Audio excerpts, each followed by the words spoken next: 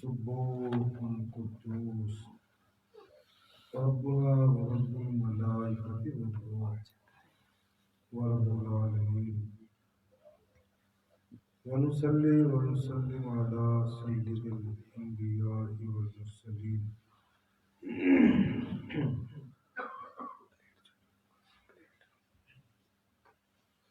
آباب محترم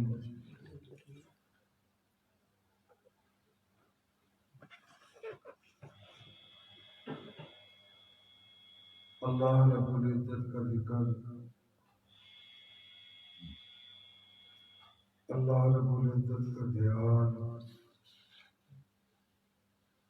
اللہ رب العزت کا خیال،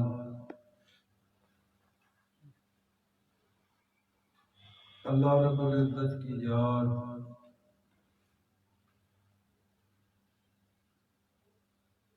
اس میں جو بھی غرق ہوا،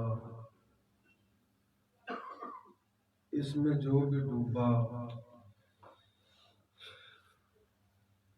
اسے رب تعالیٰ نے ایسا ابھارا کہ وہ لوہے دنیا پر نقش ہو گیا۔ سبحان اللہ۔ اللہ رب العزت اجود الاجودین ہے، ارحم الراحمین ہے۔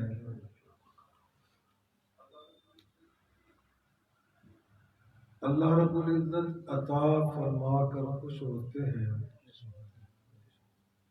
مالک کے لیے، مالک ہی کے دیے ہوئے وسائل میں سے جو کوئی تھوڑی سی بھی تگودو کرتا ہے، اگرچہ اس کی تگودو کامیاب نہ ہو،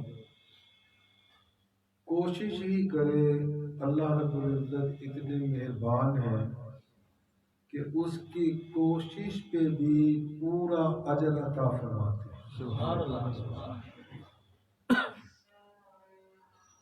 جو کوئی بھی رب تعالیٰ کی طرف سفر کے لیے نکلا، اس نے اپنے ماحول میں، اپنے وسائل میں محنت کی، کوشش کی، اسی لگن اور جستجو میں وہ غرق ہوا، اسی میں وہ دنیا سے چلا گیا۔ دنیا میں جو اس کا وقت تھا وہ پورا ہوا۔ رب تعالیٰ اتنا عطا فرمانے والے ہیں، وہ اس کوشش کرنے والے کی کوشش سے جو کہ کامیاب نہیں ہوئی تھی، ابھی وہ کر ہی رہا تھا۔ ایسا سمجھ لیں کہ جیسے کوئی ابھی قرآن مجید حفظ کرنا شروع کرے، نیت کر کے باقاعدہ اسے وقت دے، تو ابھی اس کا حفظ مکمل نہ ہو اور اس کا دنیا کا وقت پورا ہو جائے، رب تعالیٰ اتنے قدردان ہیں، کل قیامت کے دن اس حفظ کرنے والے کو جس کی محنت، کوشش، مقصد ابھی پورا مگر وہ کرتے کرتے اپنے وقت کو بتا چکا تھا، اللہ حشر کے میدان میں اس بندے کو، اس کوشش کرنے والے کو ان میں سے اٹھائیں گے جو کہ کامیاب ہو چکے تھے، جنہوں نے حفظ پورا کر لیا۔ یہ رب تعالیٰ کی قدر تھا۔ رب تعالیٰ کو یہ بڑا اچھا لگتا ہے، رب تعالیٰ کو یہ بڑا پسند ہے، اللہ رب العزت کو یہ بڑا محبوب ہے کہ بندہ اس کے لیے کچھ کرے۔ جب بندہ اللہ کے لیے کچھ اچھا کرتا ہے، اللہ کی مان کے زندگی گزارتا ہے، تو حدیث پاک میں آتا ہے، رب تعالیٰ فرشتوں سے پوچھتے ہیں کہ بتاؤ کیا اس نے مجھے دیکھا ہے؟ کیا اس نے مجھے دیکھا ہے؟ فرشتے عرض گزارتے ہیں کہ پروردگار پروردگار اس نے آپ کو دیکھا تو نہیں ہے؟ اللہ پاک فرماتے ہیں کہ اگر یہ مجھے دیکھ لیتا تو فرشتے کہتے ہیں کہ مالک پھر تو یہ ہر وقت اسی ہی کام میں لگا رہتا ہے۔ تو اللہ رب العزت اتنی سی بات پہ اپنے بندے سے خوش ہو جاتے ہیں اور ایسے ایسے اعلانات فرماتے ہیں۔ یہ مضمون کئی حدیثوں میں الگ الگ الفاظ سے آیا ہے۔ اللہ اتنا راضی ہو جاتے ہیں بندے سے، دیر ہماری طرف سے ہے۔ بزرگوں نے کہا ہے اٹھ اٹھ باندھ کمر کیا ڈرتا ہے، پھر دیکھ خدا کیا کرتا ہے کہ ہمت کا قدم اٹھاؤ، اللہ پر بھروسہ کرو، اللہ پر توکل کرو، اللہ کی مان کے چلو۔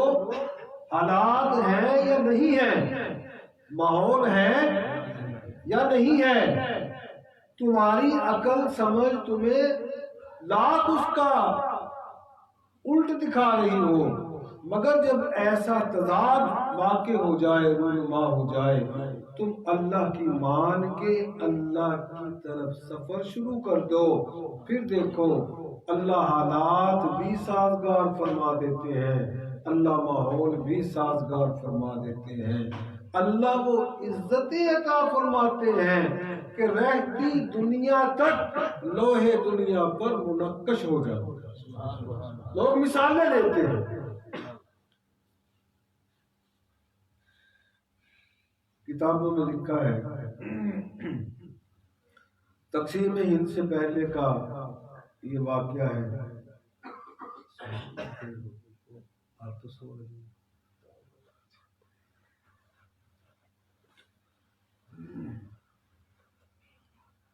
مسلمانوں کی اور ہندوؤں کی کسی معاملے میں اختلاف رائے ہو گئی، جگہ تھی، اب اختلاف رائے ہوا، مسلمان کہیں کہ یہ جگہ مسلمانوں کی ہے، یہاں ہم مسجد بنائیں گے۔ مسلمانوں کو اسلام کے نام پہ جذباتی کرنا بہت آسان ہے، شروع سے جتنی قوتیں ہیں وہ یہی کرتی آ رہی ہیں۔ آپ دیکھیں جب بھی الیکشن ہوتے ہیں، الیکشن میں کوئی غریب لوگ کھڑے ہوتے ہیں، ان کا نعرہ کیا ہوتا ہے کہ ہم غریب کو حق دلوائیں گے، کیونکہ پتہ ہے غریب زیادہ ہے، ووٹنگ بھی بڑھ گئی ہے۔ اور جب کوئی بات ہوتی ہے جہاں اسلامی ماحول، وہاں کیا کہتے ہیں اسلامی نظام نافذ کریں گے، جناب رسول اللہ صلی اللہ علیہ وسلم کا طریقہ ہی اصل طریقہ ہے، یہ ہے وہ ہے۔ تو ایسے مسلمانوں نے مسلمانوں کو جذباتی کیا، وہ بھی تیار ہیں پورے جنگ و جدل کے لیے۔ ہندوؤں نے اپنے مذہب کے نام پہ ہندوؤں کو جذباتی کیا، وہ بھی تیار ہیں۔ خطرہ خدشہ ہوا کہ لڑائی ہوگی، دونوں طرف سے خوب قتل و غارت، دونوں طرف کے رئیس اور امیر لوگ، بڑے لوگ وہ پیسے لگانے کو تیار کہ جناب تسی مسجد بناؤ، روپیے سارے میں دوں گا، بلکہ بے مثال مسجد بناؤ۔ ہندوؤں کے جو بڑے تھے امیر کبیر، وہ کہیں گے مندر بناؤ، بلکہ سونے سے لیپ تو پیسے ہم لگائیں گے۔ اب یہ مذہب کے نام پہ دونوں طرف سے لوگوں کو مذہب کے سوداگروں نے جذباتی کیا اور انگریز کی عدالت میں مقدمہ لگ گیا۔ اب دونوں طرف سے اس زمانے کے جو ہتھیار اوزار تھے، تاریخ لگے تو ہزارہا لوگ ادھر ہوں، ہزارہا ادھر ہوں، وہ ادھر سے نعرے لگائے اپنے مذہب کے اعتبار سے، وہ ادھر سے نعرے لگائے۔ انگریز جو تھا اس نے کہا کہ حالات بڑے مارے ہیں، فیصلہ تو یقیناً ایک کے خلاف ہوگا اور ایک کے حق میں ہوگا، دونوں کے تو حق میں ہو سکتا۔ تو وہ بڑا دانات قسم کا جج تھا، اس نے کہا کہ دیکھو بات سنو، آپ دونوں نا ایک ثالث متعین کریں، آپ دونوں ثالث سمجھتے ہیں، جس کی بات آپ دونوں مانتے ہیں، وہ بندہ جو کہے گا میں اس پہ فیصلہ دے گا۔ اس جج کے ذہن میں یہ بات آئی۔ اب ہندو دیکھیں کہ کس کو سالس کرے، بندے کا نام طے ہوا، مسلمان نہ مانے، مسلمان بندہ دے تو ہندو نہ مانے۔ تو اس زمانے میں ایک اللہ والے تھے، ایک بزرگ تھے، ان کا نام تھا حضرت مولانا مفتی الہی بخش صاحب رحمۃ اللہ تعالی۔ ان کا نام لیا گیا، ان کی شخصیت ایسی مسلمہ تھی، ان کا رہن سہن ایسا تھا کہ ان پہ ہندو بھی متفق ہو گئے اور مسلمان بھی متفق ہو گئے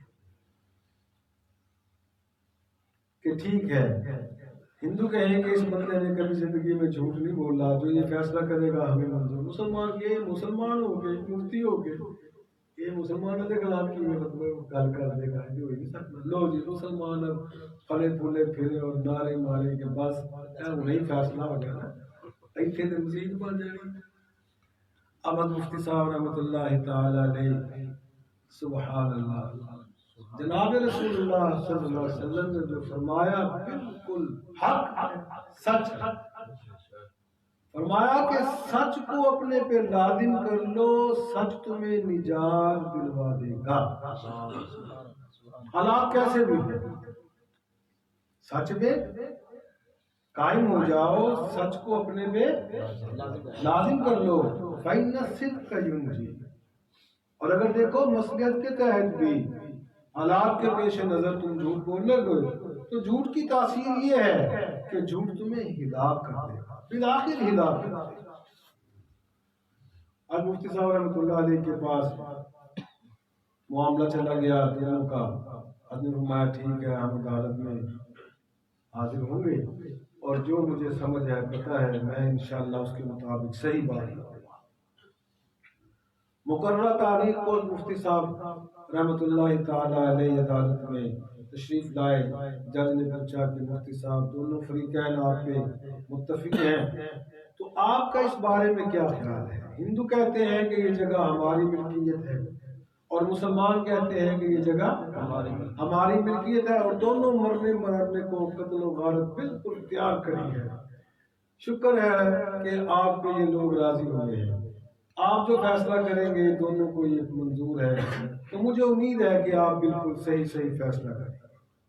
اور مفتی صاحب رحمۃ اللہ علیہ نے اپنا سر مبارک اٹھایا اور کہا کہ جج صاحب حقیقت تو یہ ہے کہ یہ جگہ ہندوؤں کی ہے، حقیقت تو یہ ہے یہ جگہ ہندوؤں کی ہے۔ میری جو معلومات ہیں ان کے مطابق، میں یہاں کا رہنے والا ہوں، مجھے یہاں کے علاقے کی بڑی اچھی طرح سے خبر ہے، تو یہ جگہ مسلمانوں کی نہیں ہے، یہ ہندوؤں کی جگہ ہے۔ فیصلہ ہو گیا۔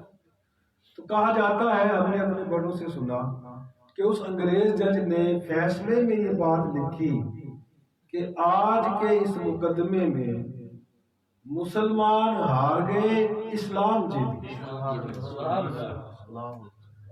کیا لکھا؟ مسلمان ہار گئے، اسلام جیت گیا۔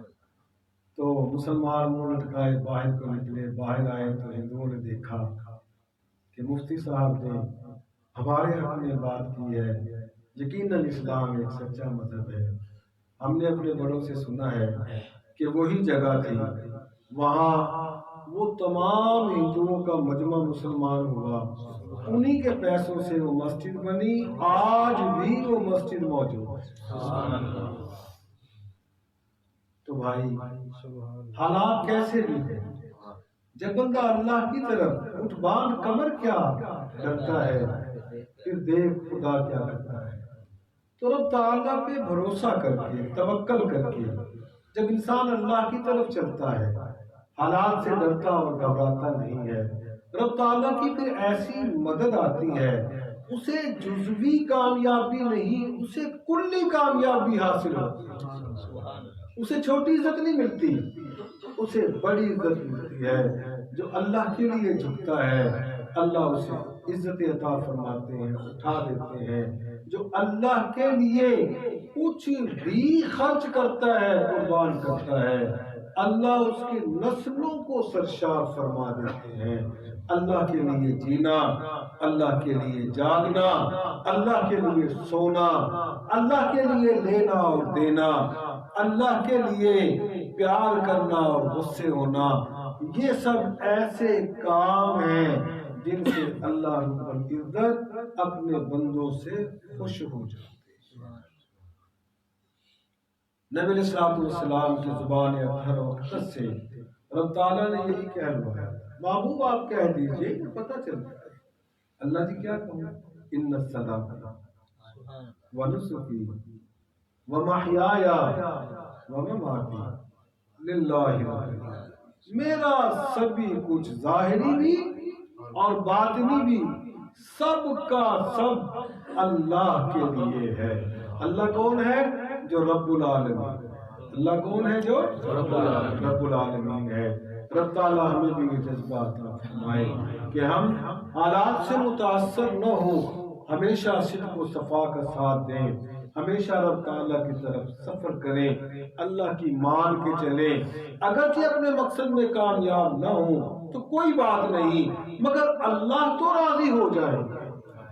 مگر آج یہ عام بات ہے، وہ کو جی میں کلہ کر بھی لگوں گا تو کی ہو گا، بات یہ نہیں ہے، تم نے کلے نے ہی اپنے کلے کا حساب دینا ہے، تم نے معاشرے کا حساب نہیں دینا۔